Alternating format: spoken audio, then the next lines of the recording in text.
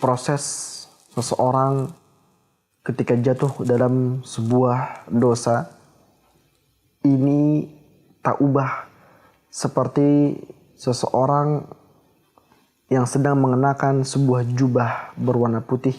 Ketika jubah yang berwarna putih dan bersih itu digunakan untuk melewati jalan yang bisa dikatakan sedikit berlumpur, maka di awal kali orang tersebut akan berusaha menjaga jubah yang putih dan bersihnya agar tidak terkena sedikit pun dari lumpur jalan yang dilaluinya.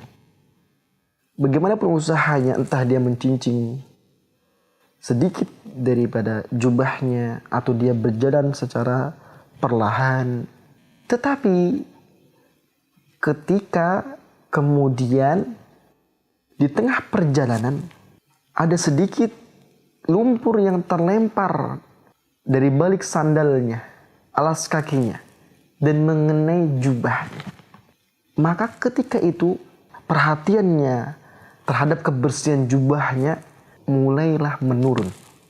Setelah itu, semakin lama dia melintasi jalan yang berlumpur tersebut, rupanya semakin banyak lumpur yang terangkat dan mengenai jubahnya yang putih dan bersih itu. Maka seseorang tadi yang awalnya mungkin berjalan dengan perlahan menjadi orang yang acuh tak acuh terhadap jubahnya yang putih, yang kali ini sudah ada banyak titik-titik noda yang ada pada baju atau ada pada jubahnya tersebut. Sehingga jubahnya yang awalnya putih bersih dan diperhatikan sekarang menjadi jubah yang penuh noda dan acuh tak acuh. Belum sampai dengan ujung jalan atau akhir dari jalan yang dilaluinya, masih melewati sisa-sisa jalan lumpur, maka jubahnya akan dibiarkan begitu saja karena jubahnya sudah kotor. Dia merasa percuma penjagaan terhadap jubahnya tersebut karena jubahnya sudah dipenuhi dengan noda sampai dengan akhir dari jalan berlumpur ini. Begitulah kata Syekh Abdul Razak bin Badr al-Hafidhullah, orang-orang yang berbuat dosa awalnya dia berhati-hati, bahkan tatkala dia pertama kali melakukan dosa atau akan melakukan dosa, dia merasa ketakutan. Tapi kemudian sekali dia jatuh dalam dosa dan dia merasa cemasnya berkurang, selanjutnya dia tertarik untuk melakukan dosa dan demi dosa sampai dengan tingkatan dia menjadi orang yang kecanduan terhadap dosanya.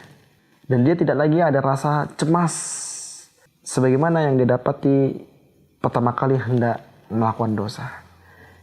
Itulah ketika orang sudah berlumuran dengan dosa, maka Allah cabut kecemasannya, Allah cabut kekhawatirannya, sehingga dia akan merasa aman dengan dosanya. Saudara-saudariku, kaum muslim dan muslimat, dia merasa aman dengan dosanya. Padahal jelas-jelas, ya, jelas-jelas dosa itu seperti kotoran yang semua orang tidak akan suka dengan kotoran. Maka seperti pula semua orang sebenarnya tidak akan pernah suka dengan dosa. Jika dosa tidak diputus dengan taubat, tapi dosa dilanjutkan dengan dosa yang lainnya, maka akan menjadikan seseorang menurun tingkat kecemasan dan ketakutannya kepada Allah Subhanahu wa Ta'ala. Bahkan dia berani nekat berbuat dosa di mana tidak umumnya manusia melakukan dosa seperti itu, sebagaimana dosa terang-terangan. Maka kaum muslimin dan muslimat, apabila baju kita kotor, cobalah untuk tetap istiqomah mengangkat dan berhati-hati melewati lumpur tersebut, sembari berusaha menghilangkan sedikit noda yang sempat singgah di jubah atau baju putih kita yang bersih itu. Jangan turuti nafsu yang akan mengatakan untuk tidak mempedulikan, tetapi tetaplah istiqomah untuk menjaga baju tersebut dan sembari berusaha membersihkan noda yang sedikit yang baru mengenai baju putih bersih kita. Karena itulah yang lebih mudah secara logika, baju itu tidak akan terkena kotoran kembali dan tetap kita di atas kewaspadaan. Tetapi berbeda kondisinya kalau kita membiarkan dan mengikuti nafsu kita. Kita akan terjatuh kepada noda yang begitu banyak yang mengenai baju kita dan hilangnya kewaspadaan dalam diri kita. Maka janganlah ketika kita terjatuh dalam satu dosa membiarkan diri kita untuk melakukan dosa selanjutnya. Tapi segeralah bertaubat. Allah Subhanahu wa taala akan membantu kita dengan tetap menjaga kewaspadaan kita terhadap dosa.